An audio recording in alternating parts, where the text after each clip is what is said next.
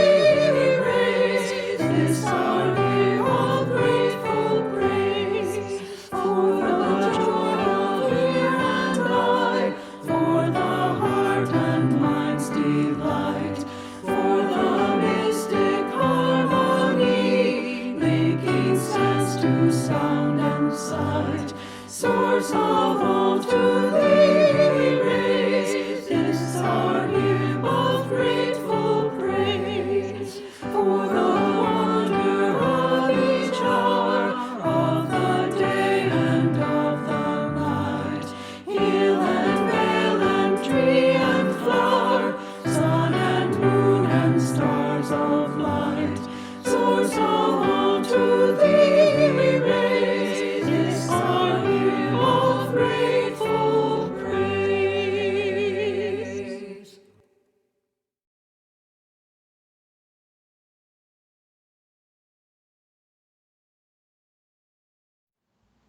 Hello and good morning. My name is Tobin, and I serve as your Director of Religious Exploration.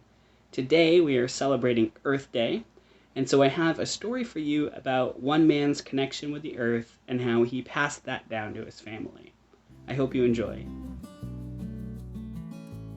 Matthew Wheelock's Wall, written by Francis Ward Weller and illustrated by Ted Lewin.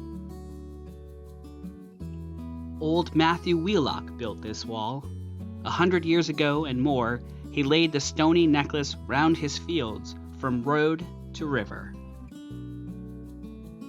The pasture land he needed for his crops was thick with rocks. To plow and plant, he had to clear them all away.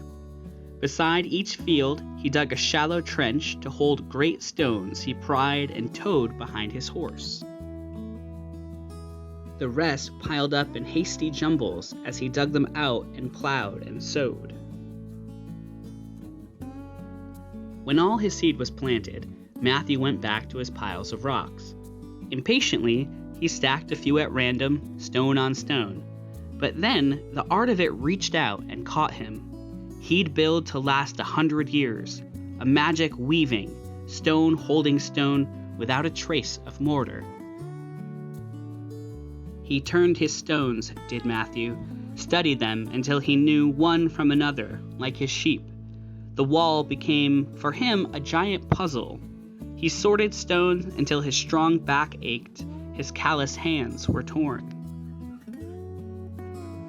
Round stones and flat, rough stones and smooth, big stones and small, went tumbling through his dreams. Then, out at sunup, Matthew worked his puzzle. He set stones slanting inward and used smaller ones to fill the chinks between the big. Where two stones met, he laid another one above, and every stone he set to touch its neighbors. So his wall grew day by day, from patterns drawn in Matthew's mind, stone hugging stone. And while he dreamed, field mice explored by night in search of cozy crevices for nests. The large flat stones he'd saved to cap the wall, and even as he set them and moved on, the field mice tucked their babies in its nooks. At last, the wall was strung round all his land. He walked its winding length and jumped upon a capstone now and then. "This wall will hold," he hollered to the sky. He gazed across his greening fields from road to river. "This wall will outlast me. This wall's my monument," he said. That night he slept a dreamless, stoneless sleep. Where Matthew cleared the rocks, his corn grew tall. As summers passed, his children dueled like knights and pirates on the wall. Year in and out, his sons and grandsons worked the Wheelock fields, and Matthew's wall was equal to the years. Just once, when lightning felled the giant oak, the wall was breached, and mossy stone lay tumbled till Matthew's great-grandsons set them right. It's always been a friendly sort of wall. It's home to wary chipmunks, darting snakes, and all the tribes of field mice whose ancestors crept in first. But I don't bother them, Jerusha Wheelock says, and they don't bother me. This wall's her spaceship, stage, and queenly tower. She leaps along the capstones, and she bounces now and then. "My great-great-grandpa Matthew Wheelock built this wall," she cries, running from road to river. Old Matthew Wheelock was a wizard with a wall. His need became a dream, and then a plan. And so his wall has stood more than 100 years, stone hugging stone. He knew the small ones need the big the small. So like the world is Matthew Wheelock's wall.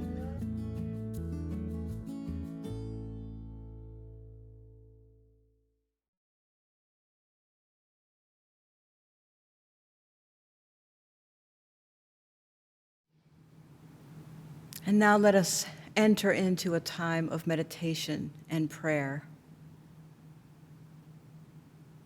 Today I am continuing my prayer for peace and healing in the city of Minneapolis. I pray for healing for the family and loved ones of Dante Wright, yet another unarmed Black man killed in a traffic stop. I pray for wisdom and courage and discernment for the jurors who will soon begin their deliberations in the murder trial of Derek Chauvin.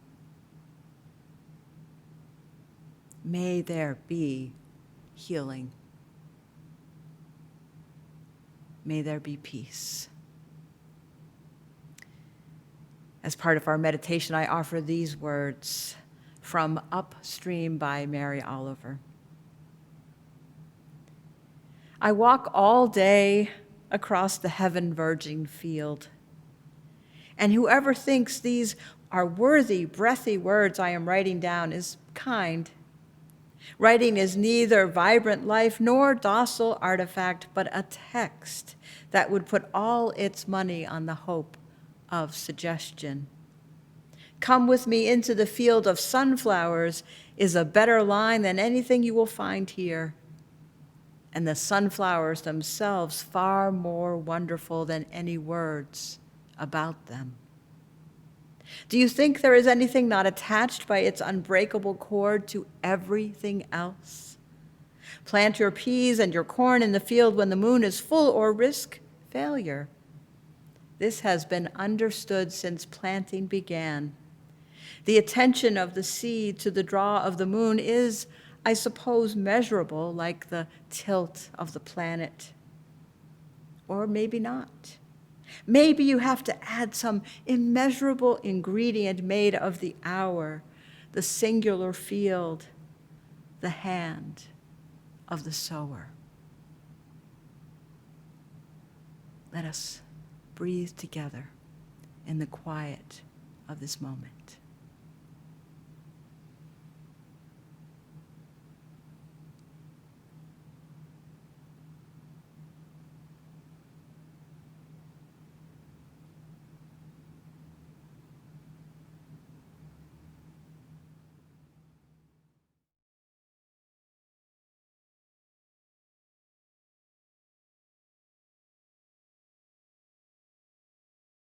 Well, I dreamed I saw the knights in armor coming, saying something about a queen. There were peasants singing and drummers drumming, and the archers split the tree.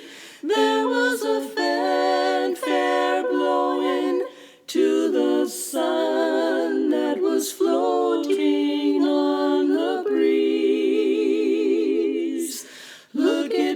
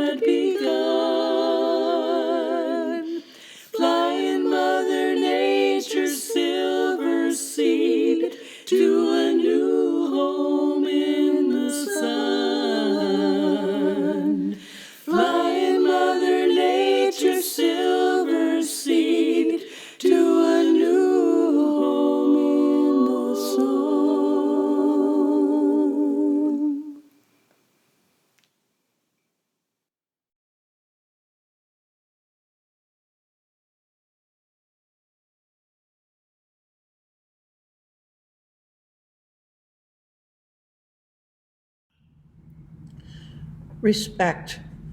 Our seventh principle is respect for the web of all existence. What on earth does that mean, and how do we do it? Respect. That means considering another as someone equal or possibly superior to yourself. I respect your opinion. I respect my parents. Respect means I think that I acknowledge their having minds and lives equal in cosmic importance to mine and worthy of consideration. Okay, respect for the web, any web, this web. A web is not made of steel cables. Look at it. It's fragile. Imagine that this web is life on Earth. It's already been damaged. And we as people, where are we in this web? This little strand up there in the northwest corner of it, it's stuck to another strand. Maybe that's dogs or domestic animals, or maybe grain. How are we supposed to show respect for this messy web? The obvious answer is by not ripping it to shreds, which would leave us as a shred dangling on the dry sticks it left with no support. But how? Francesca Regler famously said, happiness is an attitude. We can make ourselves miserable or happy and strong. It takes the same amount of effort. We can paraphrase that. Respect is an attitude. We can make ourselves arrogant or respectful and responsible. It takes the same amount of effort. As far as respecting the web of all existence, I think we start by respecting others in this web. The bees and the ants, the deer and the ducks, the maple trees and the frogs. To acknowledge them as having minds and lives equal in cosmic importance to our own and worthy of consideration. I discovered this attitude with our cat, Benjamin. He started out as a cunning tabby kitten who tried to nurse our female kitten and played tag with the chickens and our children. He grew into a great ratter and a scrapper who protected the female cat. One day, a stray, a tomcat, came into the barn, stalked one of our two hens, and bit its head off. There was a huge cat fight in the barnyard. The kids say that Ben beat up the stray tom and chased it away and kept it away. Right then, I decided that Ben was not a cute kitty. He was an adult male with friends and family he cared for. He became someone I respected. Well, an attitude of respect comes with its own set of behaviors. I never again spoke to Benjamin in a high voice or baby talk. I spoke to him as a person, and I never called him Kitty again, only Ben or Benjamin. I sometimes asked him what he would like that I could provide, and sometimes he answered. An attitude of respect toward your family and neighbors, including the tree in your front yard, goes a long way toward improving your relations with the world. It's really the best we can do. We can be humble before the night sky. We can greet the sun in the morning and the moon when we see it. We can greet the spring and the winter birds when they arrive, and we can respect those around us. As far as eating meat goes, there are different thoughts on that. Mine is that eating meat is part of the web. We and our nearest biological cousins, the chimpanzees and bonobos, have been omnivores forever, eating everything from radishes to bugs, slugs, and the muscles of other animals, meat. But maybe not meat produced by industrial livestock raising from stinking feedlots. If we respected farm animals, we wouldn't do that to them. We might kill them, but we wouldn't make them live horrible lives torn from their moms at birth, tied up alone to little plastic shelters, and shipped, packed in livestock trailers, to feedlots where they have nothing to do but eat and fight for food. We're as much part of the web as the cattle and the sheep and the chickens and the pigs. They too are individuals with their own lives. Their young like to play together, to have moms, to lie in the sun. Forced feeding, unnatural captivity, and annihilation are not part of the web. That is, feedlot meat production is not part of the web. Neither is the annihilation of every life form in a field except GMO corn. We think of the seventh principle as the environmental principle, and that our other principles are about people. We have 7, the inherent dignity of every person. 2, justice, equity, and compassion in human relations. 3, acceptance of one another and encouragement of spiritual growth. 4, a free and responsible search for truth and meaning. 5, the right of conscience and the use of the democratic process. 6, the goal of world community with peace, liberty, and justice. 7, respect for the interdependent web of existence. If we start thinking about the real world and who all is, we humans are nowhere near the majority, or even really in control. For example, there are an estimated 3 trillion ants busy on Earth right this minute, making their living without particularly messing up the planet. There are an estimated 1 million insect species to 5,400 mammalian species, of which we are one. We are the only ones messing up the planet. We could work on those principles so they apply more widely. 1, the inherent dignity of every living thing. 2, justice, equity, and compassion in relations with others. 3, acceptance of one another and encouragement of spiritual growth in our communities. 4, a free and responsible search for truth and meaning. 5, the right of conscience and the use of the democratic process within our congregations and in the world at large. This is probably only for people because other species have sorted this out in their own ways. 6, the goal of world community of all species with peace, liberty, and justice. 7, respect for the interdependent web of all existence of which we are a part. It's almost like a prayer. Interesting that several principles don't refer to individuals at all, not humans, not other plants or animals. And the 7th principle refers only to the interdependent web, the interaction and mutual support we give one another. Of course, maintaining an interdependent web depends on the action of many species and individuals, from elephants, whales, humans, and broccoli, to bacteria and viruses. And showing respect for the web means acknowledging that the others involved in it are doing their part. Competition is part of the normal interaction. Ugly as it may seem, eating one another and providing food for one another is part of the web. Annihilation is not. Annihilation of, say, mosquitoes is not part of the web, because mosquitoes are part of the web and are just making their living and providing food for others. Showing respect for the web doesn't include trying to provide meat to an exorbitant and ever-increasing number of your own species, or living in luxury to the detriment and death of thousands of other species. That is the opposite of respect. That is indifference, intentional ignorance, and denial of the web of all existence. It's like walking straight through a garden spider's web, smushing the spider and wiping the resultant sticky mess off your shirt, but on a scale so huge it's hard to imagine. It's boxing off our species as special and say the others don't matter because we choose not to listen to their voices. Thank you for listening. I respect you all. Namaste.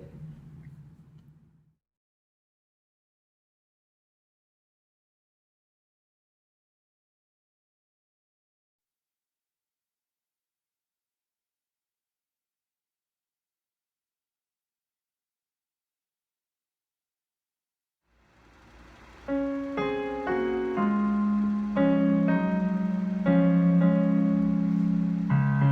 the earth forever time.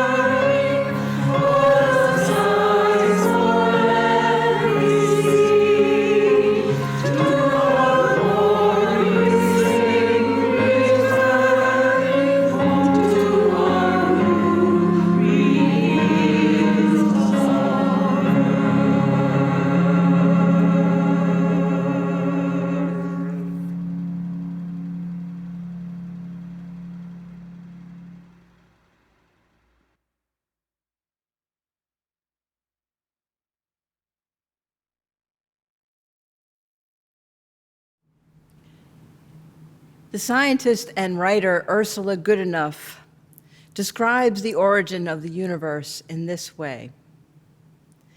In the beginning, everything that is now the universe, including all of its space, was concentrated in a singularity, maybe the size of a pinhead, that was unimaginably hot, at least 100 with 36 zeros after it degrees, and unimaginably dense. It all let loose during an event called the Big Bang, a misleading term in that there really wasn't an explosion. What happened was that the compacted space expanded very rapidly, carrying everything else along with it. During the first 3 minutes of this expansion, all sorts of high-energy physics took place that yielded the current tally of subatomic particles in the universe, including protons, neutrons, and electrons. So, according to Goodenough, everything that ever was or ever would be in the universe came to be in those first 3 minutes. Goodenough describes the despair she felt at first learning about the vastness of the universe. As a 20-year-old, she looked up at the night sky and realized that she could see only a tiny part of one galaxy among 100 billion galaxies in the universe, each with perhaps 100 billion stars, and our own sun, in the next 4 to 5 billion years, would die, and in its dying would heat up and fry the earth to a crisp, so what was the point of any of it anyway? Perhaps we all go through some version of that kind of despair. And Goodenough says that the way she found to, quote, defeat the nihilism that lurks in the infinite and the infinitesimal is to embrace mystery. As smart as the world scientists may be, as clever their questions, as precise and impressive as their instruments and measurements might be, there are questions that will likely always be shrouded in mystery. Why is there something instead of nothing? Where do the laws of physics come from? And why is the universe so strange? Mystery leads to wonder and awe and reverence, and perhaps it is that experience of wonder, awe, and reverence that leads us to the desire to care for and preserve the source of that mystery. Before science developed as we now know it, experimentation and careful observation, there was religion, mythology, stories that explained the natural world. Thunder and lightning might be described as gods doing battle. The change of the seasons, a beloved daughter descending to the underworld for part of the year. From the Hebrew Bible, God created the heavens and the earth. And from the Tao Te Ching, the nameless is the beginning of heaven and earth. Every culture has had some kind of creation story. We humans have a burning desire to know about the origin of things, but we also resist new information. Those who push the boundaries of knowledge are punished as heretics, as Copernicus was in the 16th century for putting forth the notion that the earth revolved around the sun and not the other way around. If the earth was not the center of things, then perhaps man was not the center of things. Some see science as a replacement for religion, an either or. But the acceptance of and reverence for mystery allows both an acknowledgement and celebration of the discoveries of science and an honoring of that which cannot be named, quantified, or thoroughly understood. For Goodenough and other religious naturalists, the increased knowledge of the cosmos and its component parts does not diminish the need for the sacred, but rather it enhances our connection to the sacred. She writes, now we realize that we are connected to all creatures, not just in food chains or ecological equilibria. We share a common ancestry. We share evolutionary constraints and possibilities. We are connected all the way down. Isn't that what Mary Oliver is saying in her poetry, that we're all connected, people and dogs and trees and ponds and birds and flowers, all a part of a living, breathing ecosystem, interconnected and interdependent? Do you think there is anything not attached by its unbreakable cord to everything else? Yvonne Guevara is a Brazilian Catholic nun who has coined the term ecofeminism to describe her theology, which, like Catholic liberation theology, also addresses the political realities of human relationships and systems. She describes herself as an ecofeminist who lives in the city and so tends to admire nature from afar, like through a window, or in pictures, or paintings, or poetry. And when I read this about her, I thought, oh, I can so relate to this. I love nature, but I don't really like to get it on me. Guevara and other ecofeminists observe that the forces and structures that have exploited women, and especially poor women in the developing world, are the very same forces and structures, patriarchal, colonialist structures that exploit and destroy the natural world. It's not, after all, poor people cutting down 100-year-old trees in the rainforest. But if they are, it's because it's the only job they can get, and they're cutting down that tree for some rich person. Guevara is calling for a movement, an eco-feminist movement based on the experience, she writes, of those who have diminishing access to green things and clean water, of those who breathe an ever greater amount of the air pollution that has spread everywhere. Now, this is Latin America that she's writing about, but think about poisoned water in Flint, Michigan, the effects of fracking and the coal industry, the food deserts in our cities, the growing rates of asthma among poor children living in urban areas. We're poisoning our planet. But the impact of that poisoning is disproportionately felt by those with the least amount of power: women, children, the poor, people of color. Guevara is angry and adamant, but not hopeless.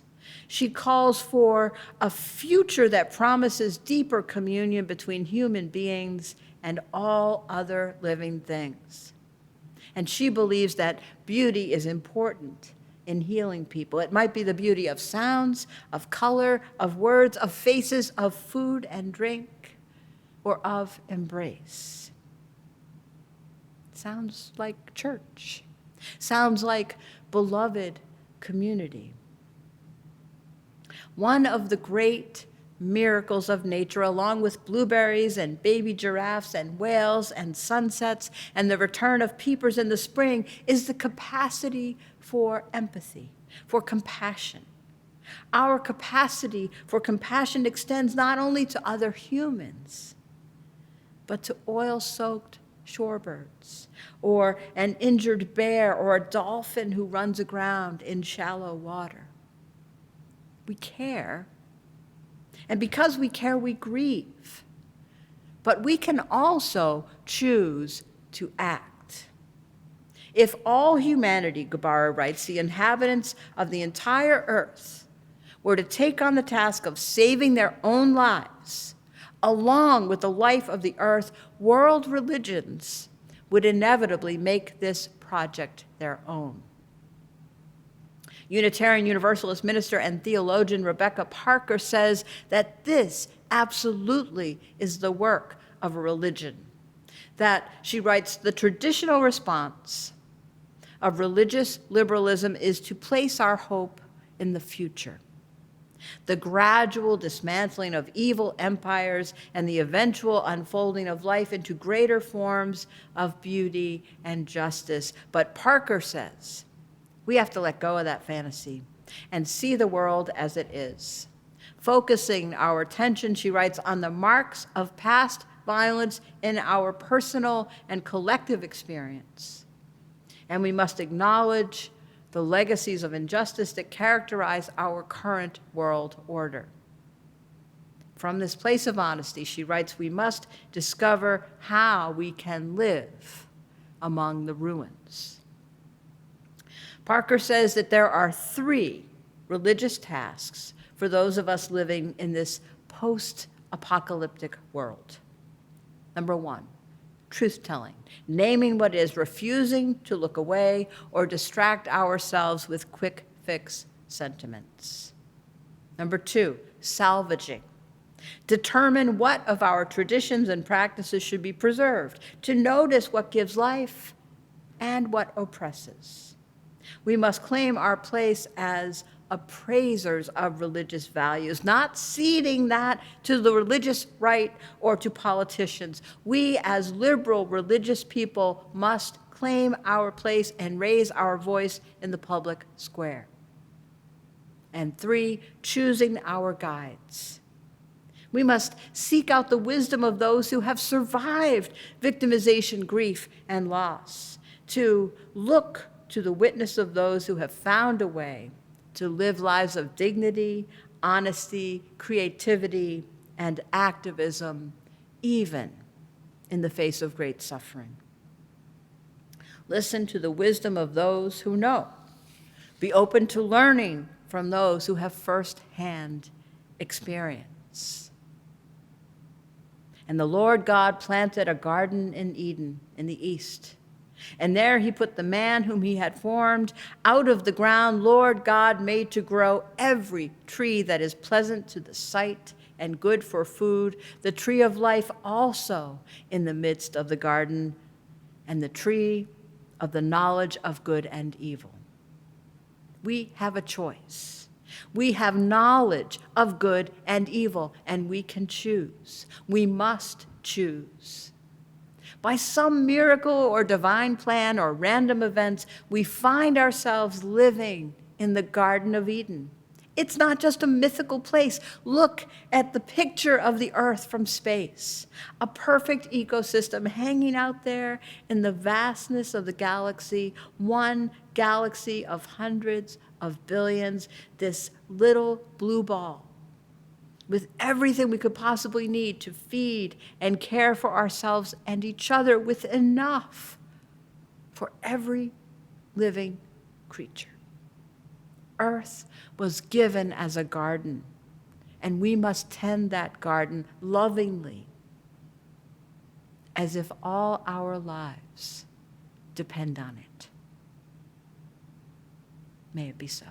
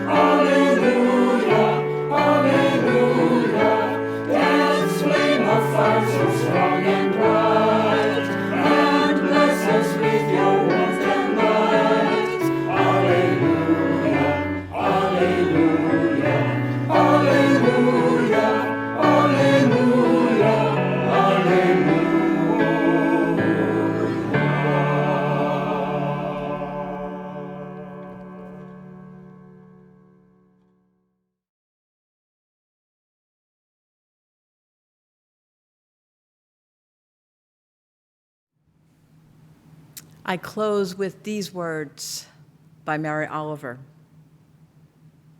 May we be the tiniest nails in the house of the universe, tiny but useful. May we stay forever in the stream. May we look down upon the windflower and the bull thistle and the coreopsis with the greatest respect. Peace and love to you, my friends.